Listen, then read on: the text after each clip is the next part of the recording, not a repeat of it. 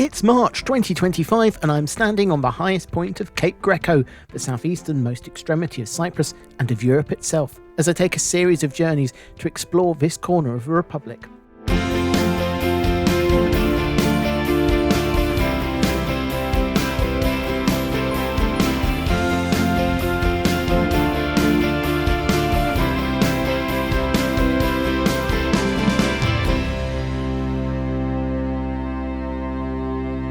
I've been staying in the third largest city on Cyprus, Larnaca, which I'm using as a base to explore more of the island, starting with the southeastern corner, heading to the very end of Europe. My first stop is one of the most famous resorts in Europe, Ayia Napa, but for a 50-year-old conflict this might still be an unheard of fishing village. Throughout the late 1960s and into the 1970s, Famagusta, and in particular the Russia quarter of the city, was developed into one of the most popular tourist destinations in the world, a favourite of celebrities such as Brigitte Bardot and power couple Elizabeth Taylor and Richard Burton. But with the Turkish invasion in 1974, the mostly Greek-developed resort found itself on the Turkish side of the divided island, and with no agreement being reached between the two sides, it became a ghost town, left abandoned, frozen in August 1974. Soon after, the Greek Cypriot government looked to develop another site along the coast to retain the tourist income and quickly settled on the then undeveloped fishing village, building it up over the following years into the largest tourist resort in Cyprus. The town has a population today of 3,200, but during the height of the tourist season, this can swell to over 40,000 people. Nissi Beach, regularly ranked as either the best or one of the best beaches in the world and a firm favourite of Instagrammers, sits at the western end of the resort and benefits from a shallow sandy beach, complete with a sandbar that links across the water to the small Nissi island that sits some 100 metres offshore and reachable by getting not more than your ankles wet. Just behind the beach sits a small chapel dedicated to Andrew the Apostle, complete with an icon painting of the saint above the door.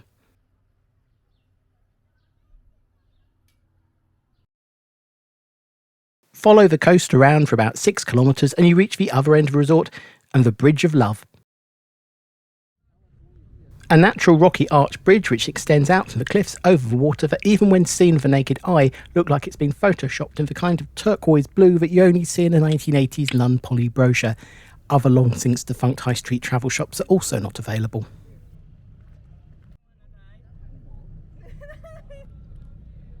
The arch has been created over millennia by the actions of the sea wearing away at the rock, creating not only the sea arch, but also a series of sea caves in the cliffs below.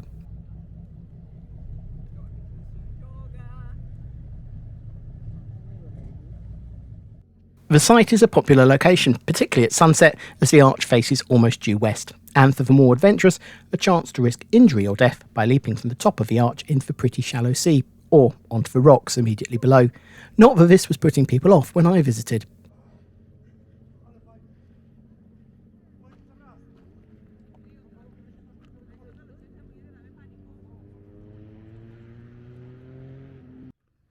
You can also get to meet some of the local wildlife.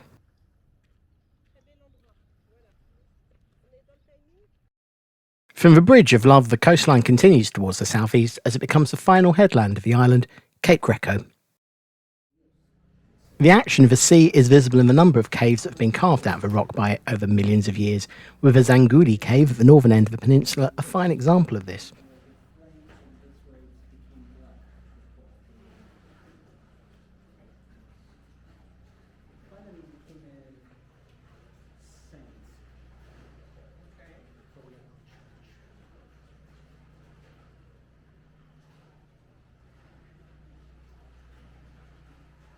Above the cave on the cliff top is a small chapel dedicated to Saints Cosmas and Damianos, in part due to a hermit once living in the cave, leading to belief that the waters of the cave may be holy.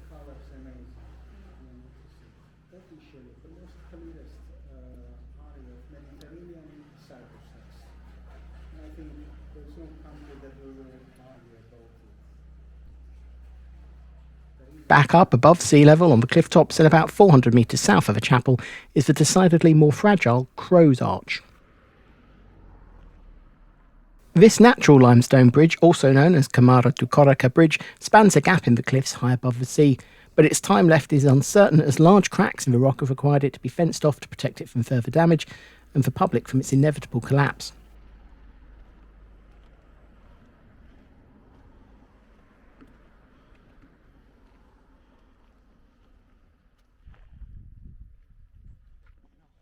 The main part of the tour, though, is a hike through the Cape Greco National Park that includes a walk up to the highest point on the headland for views out over the island and the sea.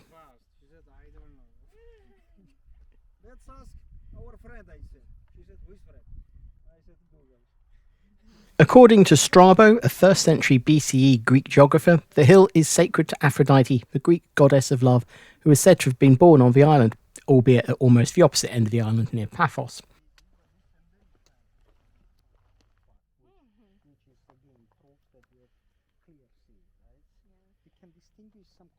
From the cliff tops, there's stunning views west down the island towards Ayia, Napa and beyond, with the blue of the sea almost unnatural in its intensity, something that no camera can do justice to.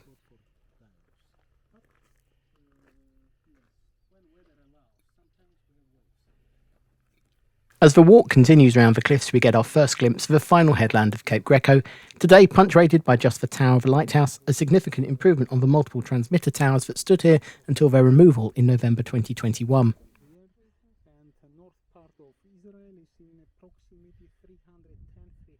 The cape at 34 degrees 5 minutes east marks the southeasternmost extremity of both Cyprus and of Europe itself. It's just 100 miles from here to Tripoli or Beirut in Lebanon or Tartus in Syria.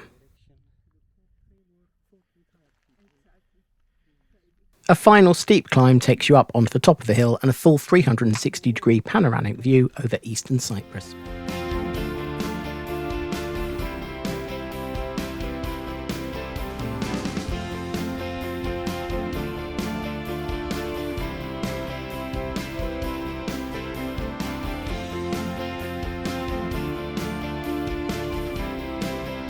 Located on the top of the cliff is the Monument to Peace, a sculpture made of 3 birds, symbolising peace and acting as a tribute to harmony and the natural beauty of the region.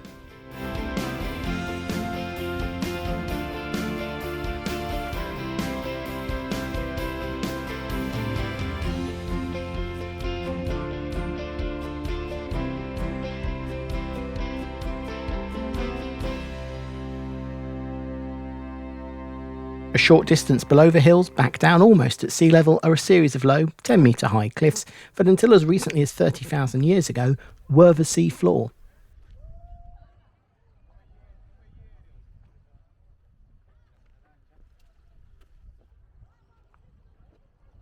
With geological shifts and changing levels of the sea bringing them up to now be above the water level.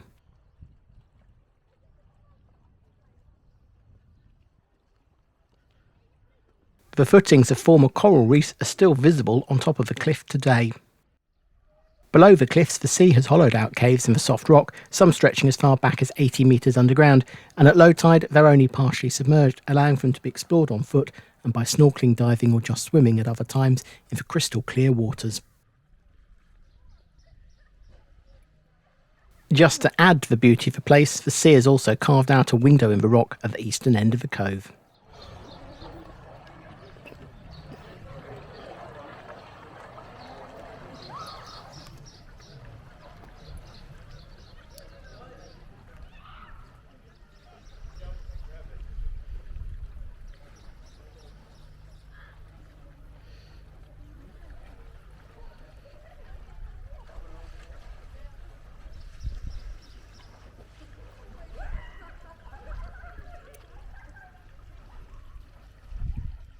Along with visiting Cape Greco, I also headed up to the Cypriot capital of Nicosia, the last divided capital in Europe. Nicosia, also known as Lefkosia, is the largest city on the island and the capital for both the Greek Cypriot Republic of Cyprus and the Turkish Cypriot Turkish Republic of Northern Cyprus, making it the only divided capital city in Europe. For the entire life of the Berlin Wall, the capital of West Germany was Bonn, so technically Germany never had a divided capital. The area of Nicosia has been inhabited for over 4,500 years, around the same time as the beginning of the Bronze Age. Established around 1050 BCE, the city-state of Ledra occupied the area of modern-day Nicosia, but by 330 BCE the state had dwindled into a small village. In the 4th century it became a bishopric and was renamed Lefkosia, and by the 10th century had grown in importance again to become the capital of the island, a position it retained through the English, Knights Templar, French, Venetians, Ottomans and British rule. Already badly damaged by earthquakes in the 4th century, the then capital of the island at Salamis was destroyed by Arab raids in 647, along with damage to other coastal settlements. The economy and the power of the island moved inland as a reaction. With ample water supplies and located far enough inland to make it a difficult target for raiding, the town began to grow, so that around 965, when the Byzantine Empire had finally restored control over the whole of the island, Nicosia was declared as the capital of Cyprus. Fearful of the Ottoman threat, the Venetians fortified the city, including a new set of city walls still standing today, built in 1567. The walls served their purpose and 3 years later kept the Ottomans from capturing the city by force, instead besieging the city for 40 days until its fall on the 9th of September 1570. Prior to the Ottoman invasion, the city had a population of around 21,000. By 1572, this had been reduced to little more than 1,000 people. The city retained its status as capital when control of the island passed from the Ottoman Empire to the United Kingdom on the 5th of July, 1878. Starting in 1955 with the Cyprus emergency, a right-wing nationalist Greek Cypriot group began an armed campaign to end British colonial rule on the island and unify Cyprus and Greece into a single nation. In reaction to this, Turkish Cypriot groups formed to support the partition of Cyprus. The emergency ended in 1959 with the signing of the London-Zurich agreements, which recognised a single unified island as an independent state. The departure of the British in 1960 didn't help to quell intercommunal issues, and towards the end of 1963 violence broke out between the two sides, leading to the deaths of 538 people across both communities. In 1964, the Green Line, literally a green wax pencil line drawn across the agreed ceasefire line on a map, was created, separating the city and the communities. The Green Line would be extended just over a decade later to become the UN buffer zone following the Turkish invasion of Cyprus in 1974. Since the start of the new millennium, restrictions on crossing between the two parts of the island have eased, in part caused by the Republic's accession to the European Union, which saw EU regulations allowing for the movement of citizens of most countries across the divide. Birthplace of Aphrodite and an island of city kingdoms, the history of Cyprus is vast, with archaeological remains almost anywhere you look. Not that this is an exhaustive supply, and with many illicit excavations smuggling Cyprus's treasure off the island, the most egregious being the late 19th century US ambassador to Cyprus, who smuggled around 35,000 artefacts to New York, where they form the basis of the Metropolitan Museum of Art's collection. So not just the British Museum that was up to it. A petition was delivered to the British administration in 1882 to found the Cyprus Museum to protect and look after the island's treasures.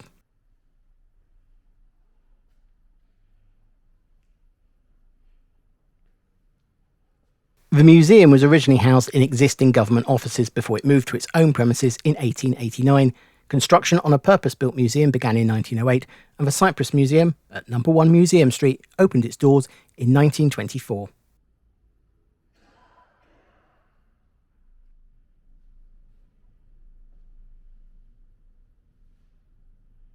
Today, the museum focuses on finds that were made before independence in 1960, with much more of the collection being decentralised out from Nicosia to the relevant local district museums, such as those in Larnaca, Limassol and Paphos.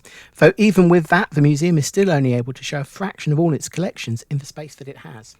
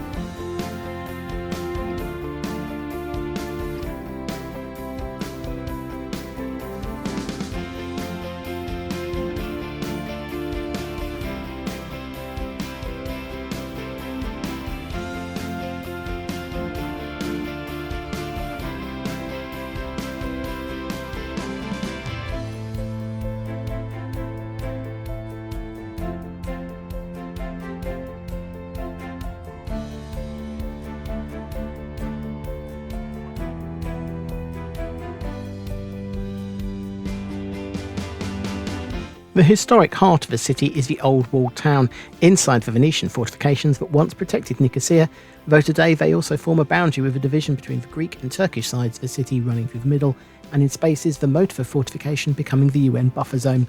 On both sides, historic buildings are retained and reused, though in the Green Line, the buildings remain frozen in 1963.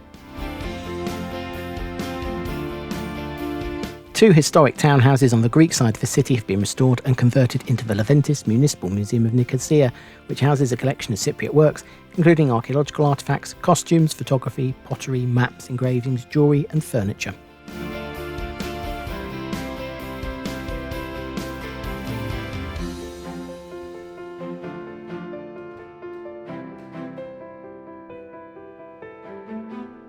Starting from that earliest of settlements back at the beginning of the Bronze Age, the exhibits chart the history of Ledra, Leucosia and Nicosia from the earliest settlement through the Hellenistic and Byzantine eras to the Middle Ages and the modern day.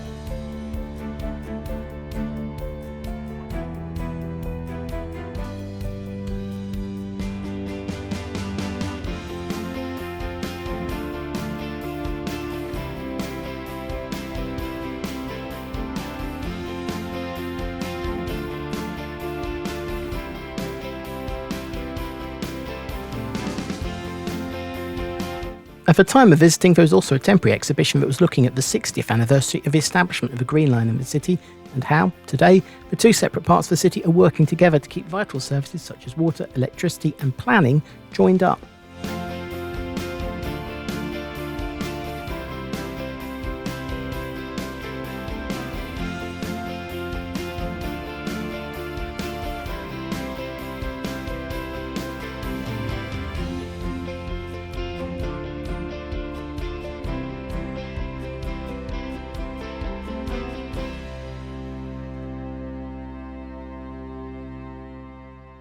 At 11 stories tall, the Shacolas Tower is the tallest building inside the walled city.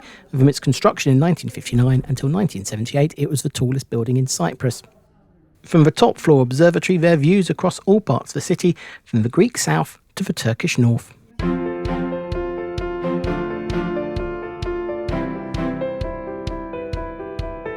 Next time, I cross the divide to visit the north, exploring ancient caravan inns in Nicosia, a former cathedral that's now a mosque in Famagusta, and visit Varosha, one of the world's most popular seaside resorts, until it fell silent in 1974.